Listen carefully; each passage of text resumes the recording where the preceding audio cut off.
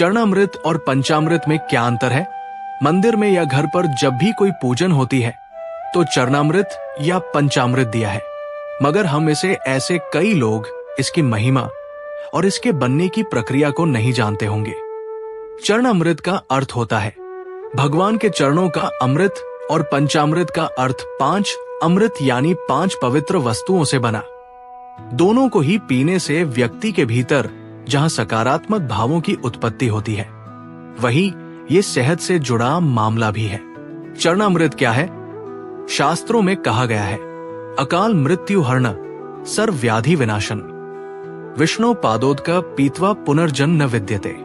भगवान विष्णु के चरणों का अमृत रूपी जल सभी तरह के पापों का नाश करने वाला है। ये औषधि के समान है। जो चरणामृत का सेवन करता है उसका पुनर्जन्म नहीं होता है। कैसे बनता चरणामृत? चरणामृत बनाने के लिए आवश्यक सामग्री: तांबे या कांसे का बर्तन चरणामृत रखने के लिए, शुद्ध जल, भगवान के चरणों से अभिषेक किया गया जल, तुलसी पत्ते पवित्रता और औषधीय गुणों के लिए, तिल काले या सफेद पवित्रता और आध्यात्मिक ऊर्जा के लिए, और अन्य वैकल्पिक सामग्री, केसर अगर विशिष्ट पूजा के लिए बनाना हो, गंगा जल विशेष शुभता के लिए।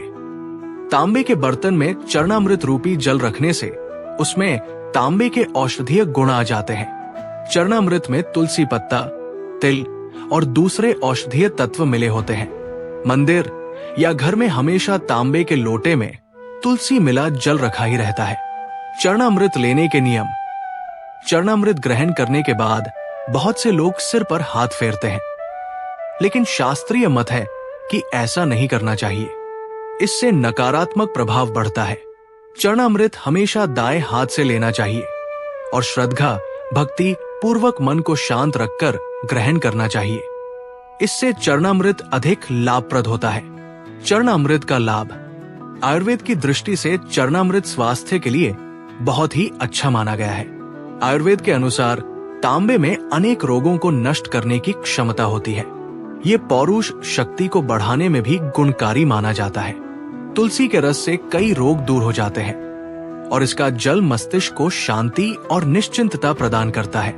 स्वास्थ्य लाभ के साथ ही साथ चरणामृत बुद्धि स्मरण शक्ति को बढ़ाने भी कारगर होता है। पंचामृत: पंचामृत का अर्थ है 5 अमृत: दूध, दही, घी, शहद, शक्कर को मिलाकर पंचामृत बनाया जाता है। इसी से भगवान का अभिषेक किया जाता है। 5 प्रकार के मिश्रण से बनने वाला पंचामृत कई रोगों में लाभदायक और मन को शांति प्रदान करने वाला होता है। इसका एक आध्यात्मिक पहलू भी है, वो ये कि पंचामृत आत्मोन्नति के 5 प्रतीक है। दूध: दूध पंचामृत का प्रथम भाग है।